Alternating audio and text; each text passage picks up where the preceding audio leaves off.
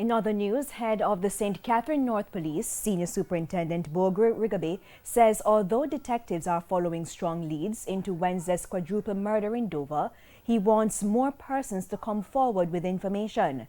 He gave an update at Thursday's Municipal Corporation meeting. We have two major theories that we are trying to follow. These two theories suggest that the attack came from outside the community, more so outside the division. The 4 murders on Wednesday brings the murder tally for St. Catherine North to 88, 6 less than the same period last year. 5 other persons were shot and injured in the attack by 3 men.